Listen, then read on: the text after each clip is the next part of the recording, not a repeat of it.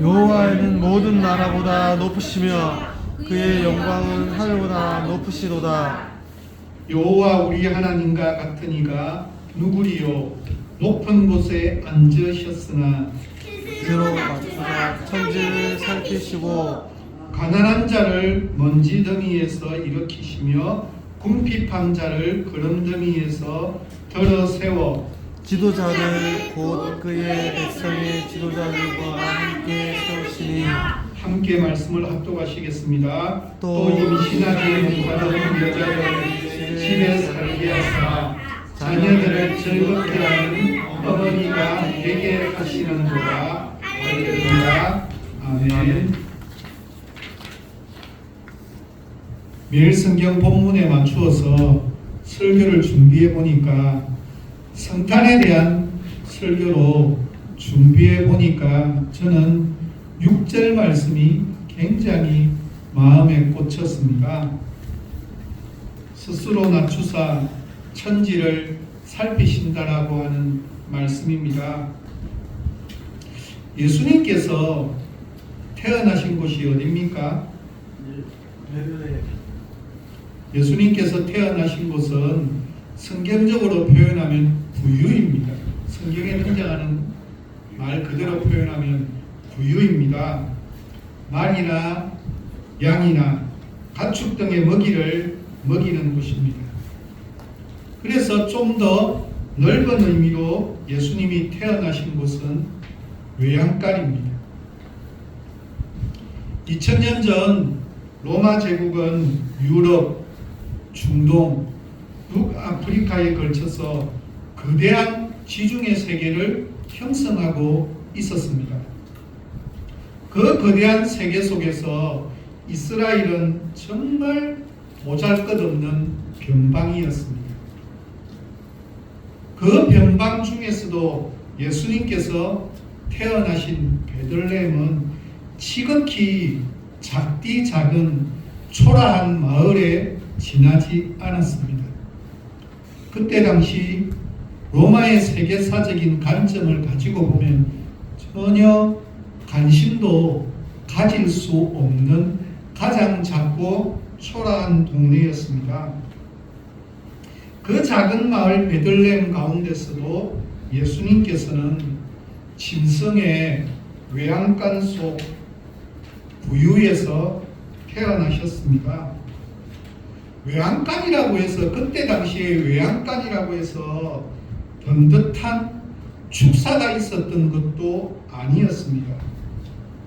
가난하기 짝이 없었던 대부분의 베들레헴 사람들은 축사를 지을 형편이 되지 못했습니다. 그래서 그때 당시를 연구하는 고고학자들에 의하면 거의 대다수의 외양간은 집이 아니라 자연 동물의 가축을 데려다 놓는, 그러니까 자연 동물이 가축의 외양간으로 사용했습니다.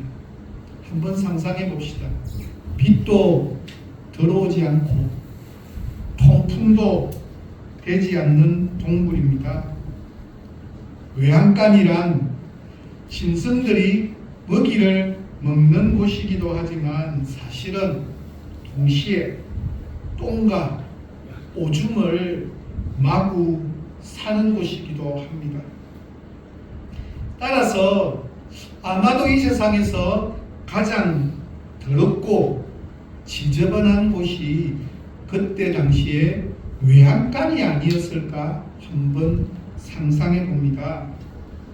실제로 웬만큼 비위가 좋은 사람이 아니고는 외양간에 머물기란 결코 쉬운 일이 아닙니다.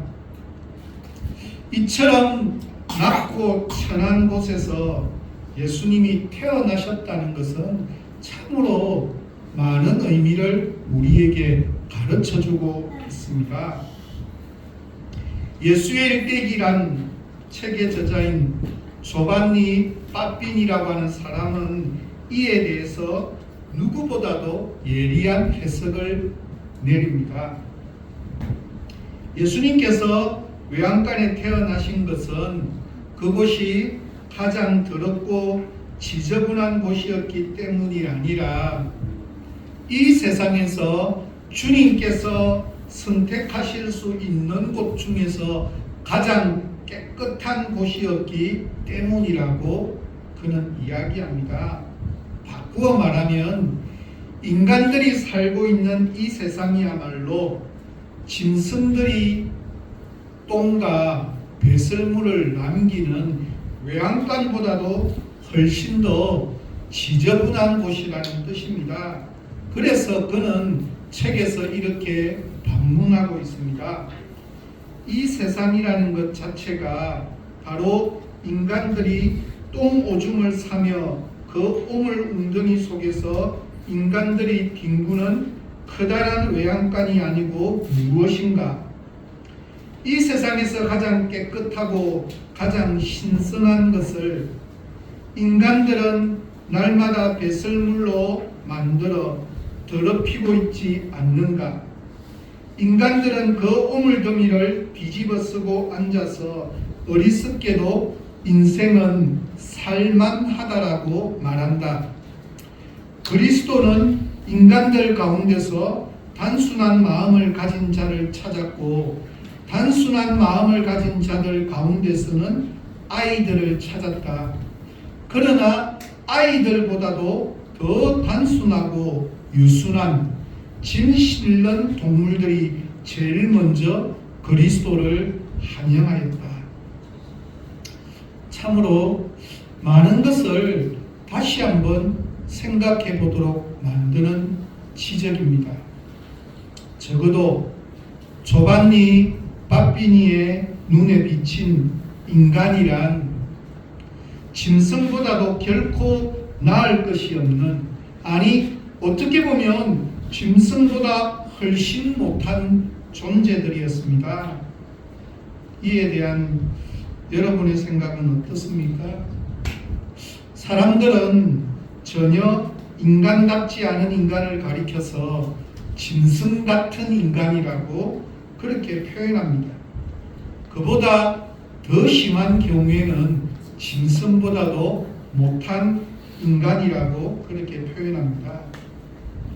여러분은 여러분 자신에 대해서 스스로 어떻게 생각하고 있습니까? 인간다운 인간입니까? 혹은 짐승 같은 인간입니까? 아니면 짐승보다 못한 인간입니까? 오늘 본문은 인간의 몸을 입고 오신 예수님처럼 바른 인간다운 인간은 어떤 모습인지를 우리에게 가르쳐 주고 있는 것으로 한번 표현해보고 해석해 보도록 하겠습니다. 시편 113편부터 118편까지를 할렐 시편이라고 그렇게 불립니다. 이 시편의 첫 번째 시작 찬양이 바로 시편 113편 오늘의 본문입니다.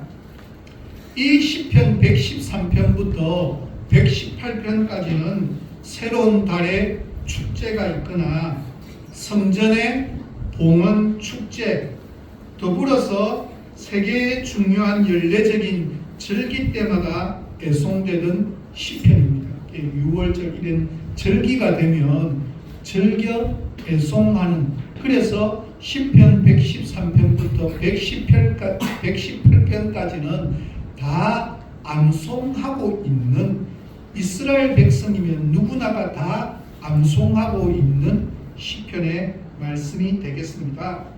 그래서 가정에서 6월절을 맞이하여서 건축하고 6월절을 생각할 때 아침에는 시편 113편과 114편을 찬양으로 드립니다. 식사 전에는. 식사를 마치고 나면 115편부터 118편까지를 암송으로 찬양을 드리는 것이, 식사 후에 부르는 것이 이들의 일반적인 생활의 패턴입니다.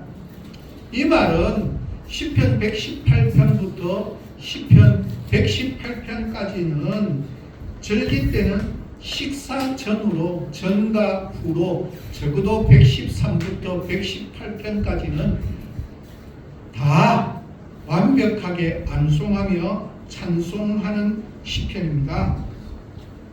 우리 주님께서도 최후의 만찬으로 알려진 6월절 만찬 의식을 행하시고 난 이후에 감난산으로 올라가시면서 제자들과 함께 찬송했다라고 하는 표현이 등장합니다.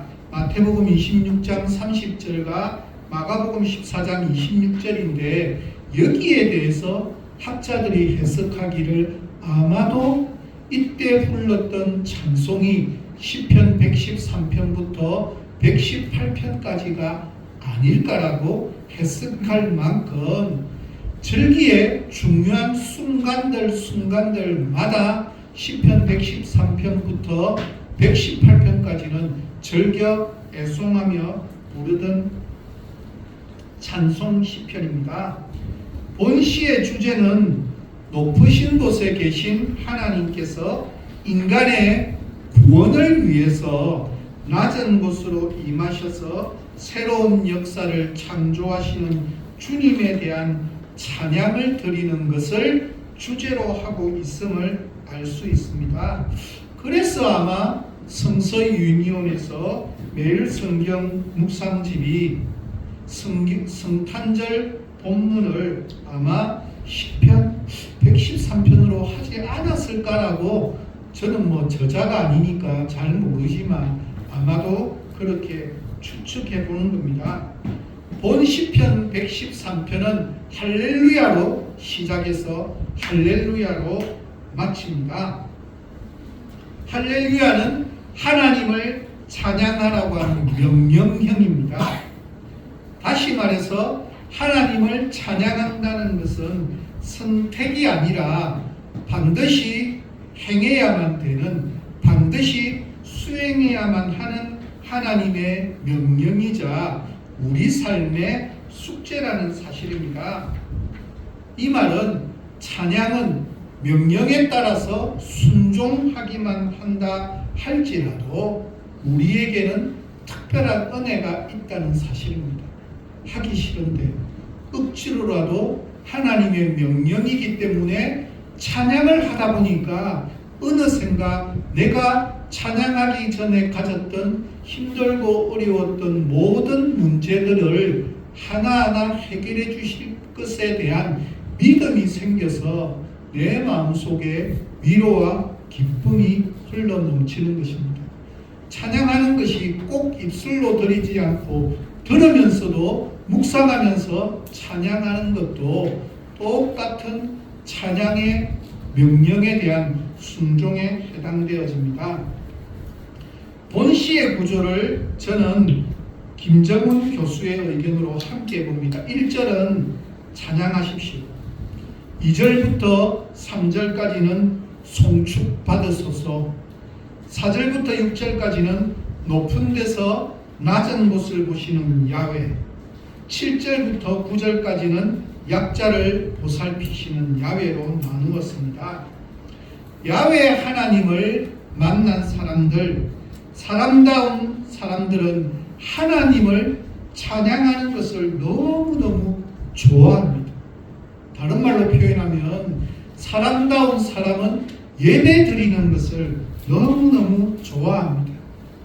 내 마음속에 찬양하는 것이 싫어지고 예배 드리는 것이 자꾸 싫어지고 있다면 인간다운 인간에서, 사람다운 사람에서 조금씩 멀어지고 있다는 증거는 아닐지 한번 고민해 보아야만 합니다. 아울러서 찬양하십시오, 찬양하시겠습니까? 가 아니라 찬양하라고 하는 강한 명령형으로 원어에는 적혀 있음을 우리는 꼭 기억해야만 합니다. 또한 찬양하다라고 하는 동사가 1절부터 2절에서만 4번이나 사용되어졌습니다. 그만큼 시인이 야훼 하나님에 대한 찬양의 중요성을 굉장히 무게 있게 다루고 있음을 알 수 있습니다.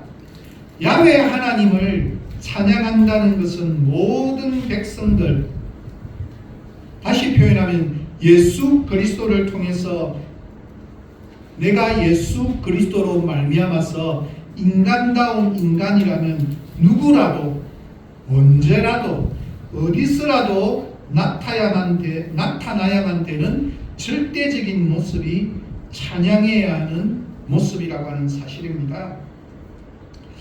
여러분들은 재미없겠지만 제가 볼 때 재미있는 표현은 1절, 2절, 3절에서 동일하게 똑같이 반복적으로 나타나는 표현이 있습니다. 무엇인가 하면 여호와의 이름을 찬송할지로다. 그 표현이 1절과 2절, 3절에서 반복되어져서 나타나고 있습니다. 신학적으로 표현하면 여호와의 이름은 굉장히 중요한 의미가 있습니다. 여호와의 이름만 가지고도 1년 넘게 설교할 수 있을 만큼 굉장히 방대한 신학적 의미가 있습니다. 가장 기본적인 것은 여호와라는 하나님의 이름은 하나님의 자기 계시와 언약의 결정체입니다. 그러니까 우리와 약속하실 때 하나님에 대한 이름은 야훼인 여호와 하나님으로 우리에게 나타난다는 사실입니다.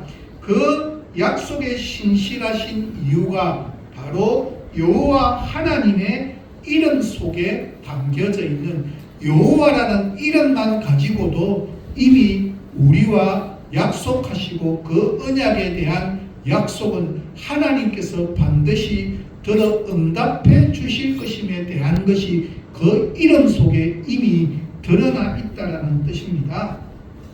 따라서 사람다운 사람, 인간다운 인간은 야훼 하나님을 향해서 찬양할 수 있는 이유가 무엇인가 하면 여호와 하나님의 이름을 언약의 신실하신 하나님임을 기억하고 그 기억에 따라서 찬양을 드릴 수 있기 때문입니다. 뿐만 아니라 하나님의 은혜를 깨닫고 하나님께 헌신하는 삶을 살고자 하는 모든 사람들이 당연히 해야 하는 의무이자 특권이 찬양입니다. 우리가 처한 상황과 형편에 상관없이 하나님께 대한 찬양은 지속적으로 끊임없이 계속해서 드려져야만 합니다. 이제 4절부터 6절까지입니다. 스스로 자신을 낮추셨지만 높으신 여호와 하나님을 우리에게 소개합니다. 하늘과 땅을 살피시기 위해서 낮추시는 하나님을 묘사한 모습입니다. 4절은 하나님은 최고의 절대적 지존자라는 설명입니다. 인간의 입장에서 볼 때 가장 높은 곳이 하늘입니다. 아무리 높은 자라도 하늘 아래에 있습니다. 인간이 보기에 하늘은 인간이 오를 수 없고 넘을 수 없는 영역입니다. 그런데 이 하늘보다도 더 높고 위대하신 분이 하나님이시라고 하는 사실을 우리에게 소개합니다. 그래서 하나님은 절대적인 지존입니다. 그런데 이런 절대 지존자인 하나님께서 높은 곳에 계시지만 뭐라고 이야기합니까? 스스로 낮추어서 천지를 살피시기 위해 이 땅에 다시 오신 분이 우리가 믿는 예수님이십니다. 그분이 낮아지신 이유에 대한 설명이 7절부터 9절까지 말씀입니다. 가장 높은 곳에서 가장 낮은 자의 모습으로 이 땅에 오셔서 낮은 곳에 있는 모든 자를 높은 곳으로 이끌어가기 위함이 예수님께서 이 땅에 오신 목적입니다. 다시 말해서 높은 곳에서 낮은 곳인 이 땅에 오셔서 우리를 낮은 곳에 그냥 있지 않고 높은 곳으로 갈 수 있는 일을 위해서 예수님께서 낮아지셨음에 대한 설명입니다. 그래서 이 땅에 사는 자들, 가난한 자, 궁핍한 자, 임신하지 못해서 인정받지 못하고 있는 손가락질 받는 여인을 높여주시는 분으로 소개하고 있는 내용입니다. 이 땅을 살아가면서 이 땅 속에서 가장 취약한 약자라 할지라도 가난한 자를 들어 올리시는 반전의 하나님을 우리에게 소개하고 있습니다. 학교에서 친구들에게 왕따당하고 손가락질 받는 가장 힘들고 어려운 삶 가운데 있다 할지라도 그곳에 있는 낮은 곳에 있는 그 자를 높은 곳으로 올리시기 위해서 이 땅으로 오신 분이 예수님임을 우리는 결코 잊지 말아야만 합니다. 이렇게 보면 오늘 본문은 하나님 나라 전체의 성격을 담고 있는 아름다운 모습입니다. 예수님은 하늘 보좌를 버리시고 가난하고 궁핍한 자가 자기 백성을 구원하시기 위해 높은 보좌를 버리고 사람의 모양으로 이 땅에 오셨습니다. 그러므로 우리는 추상적인 하나님을 예배하고 있으면 안 됩니다. 구체적으로 어떤 힘들고 어려운 상황이라 할지라도 이 문제를 해결해 주시기 위한 분이 바로 이 땅에 인간의 모습을 입고 오신 주님임을 우리는 결코 잊지 말아야만 합니다. 그 주님이 높은 곳에서 낮은 곳으로 오신 궁극적인 이유는 7절부터 9절까지에 있는 그런 사랑을 높은 곳으로 이끌어 가시기 위함이라고, 그것이 주님이 이 땅에 오신 이유라고 그렇게 우리에게 설명하고 있습니다. 일본 아사히가와 북쪽 산간 지방에 뇌성마비 환자로 태어나서 24년 동안 사지를 한 번도 스스로 움직여보지 못한 채 누워만 지내는 환자가 있었습니다. 24살이라고 하지만 체격은 겨우 12살 정도에 불과했습니다. 할 수 있는 것이라고는 기껏 말하는 것뿐이었는데 그것도 온 얼굴의 근육을 다 움직여야 남보다 몇 배의 시간을 들여야만 겨우 가능한 정도였습니다. 환자의 어머니는 그런 아들 곁을 떠날 수가 없었습니다. 24년 동안 어머니는 그 아들을 인근 호수 속에 던져버릴까, 아니면 아들을 등에 업고 함께 뛰어내릴까, 얼마나 자주 유혹을 받았는지 모릅니다. 그러던 어느 날 그 산간 지방으로 무료 순회 진료차가 들어왔습니다. 어머니는 소용없는 짓인 줄 알면서도 아들을 치료해 줄 것을 부탁했고, 진료차는 감사하게도 그 집을 방문했습니다. 하지만 달리 치료 방법이 있을 리 없었습니다. 잠시 후 진료차가 출발하려 했을 때 어찌된 영문인지 자동차가 집 앞 웅덩이에 빠져 꼼짝도 하지 않았습니다. 진료반원들은 어쩔 수 없이 다른 차가 올 때까지 몇 시간 동안 그 집에서 기다려야만 했습니다. 차를 기다리는 동안 진료반원 가운데 요나이라는 이름의 크리스찬 간호사가 그 환자와 이야기를 나누다가 예수 그리스도를 전했습니다. 집으로 돌아온 요나이 양은 성경과 기독교 서적을 계속 보내주었고, 그 모든 책들을 어머니는 매일 빠짐없이 아들에게 읽어주었습니다.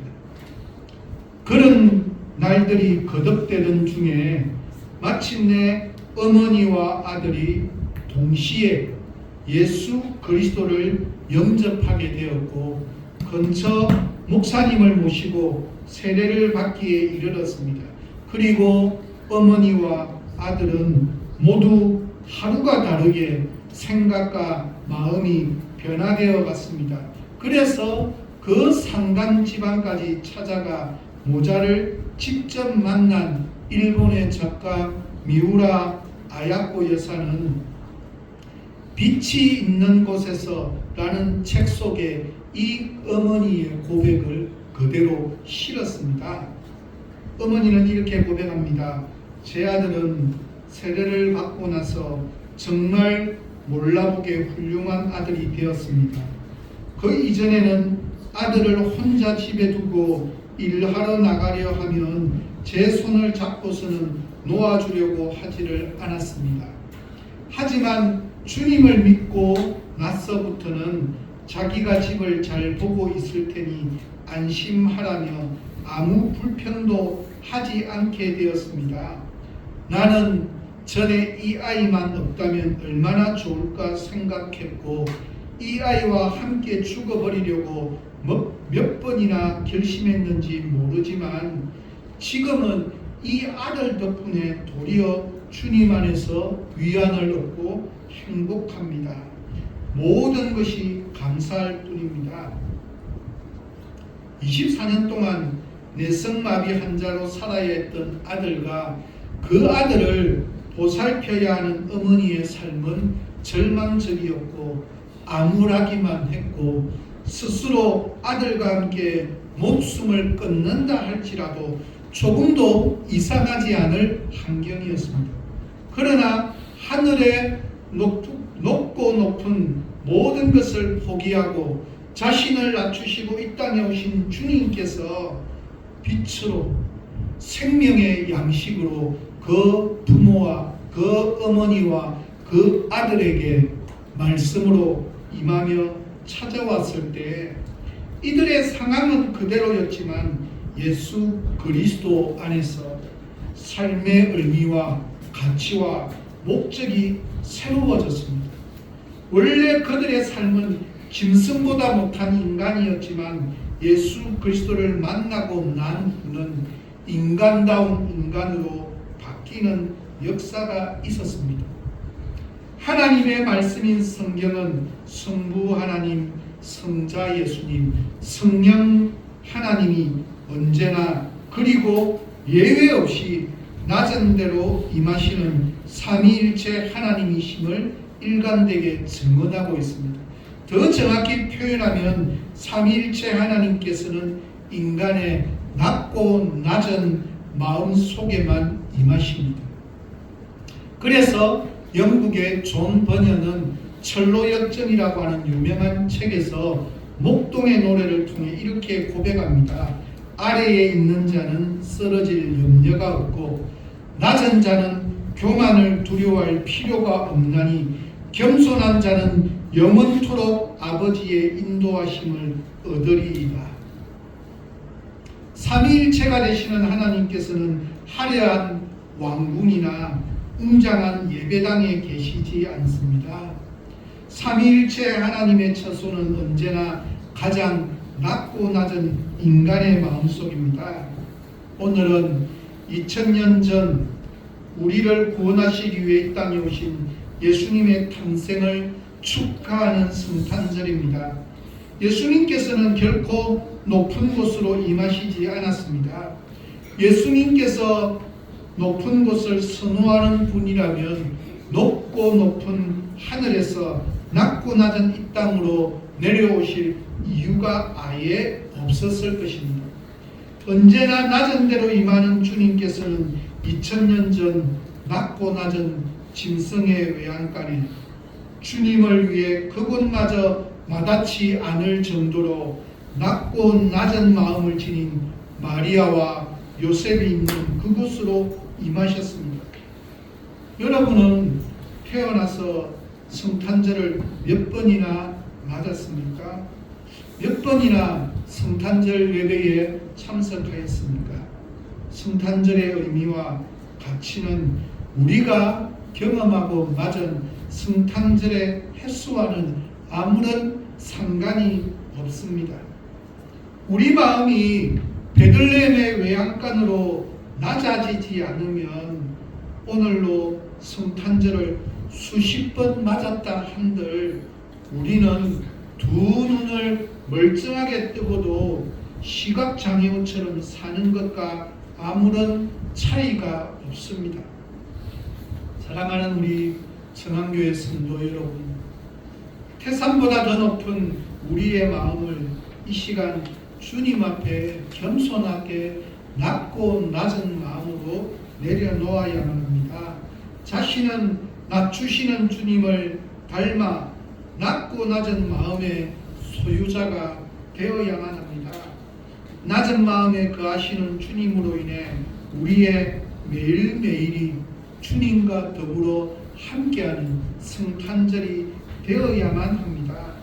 우리 주님께서는 항상 낮은 데로 임하시고 낮은 곳에 거하신다는 사실을 우리는 결코 잊지 말아야만 합니다. 주님께서 낮은 마음과 자세로 임하셨듯이 우리도 낮고 낮은 자세와 마음으로 우리에게 오신 주님을 온전히 맞아들이는 2024년 성탄절이 되어서 이제는 무엇을 하든지 좀 더 낮고 낮은 마음이 무엇인지를 언제나 생각하고 묵상하고 기도하면서 선택하고 결정하고 판단하는 사랑하는 청안교회 모든 성도들이 다 되시기를 예수 그리스도의 이름으로 간절히 부탁드립니다. 이 시간 함께 기도하도록 하겠습니다. 하늘의 모든 영광을 다 버리시고 낮고 낮은 이 땅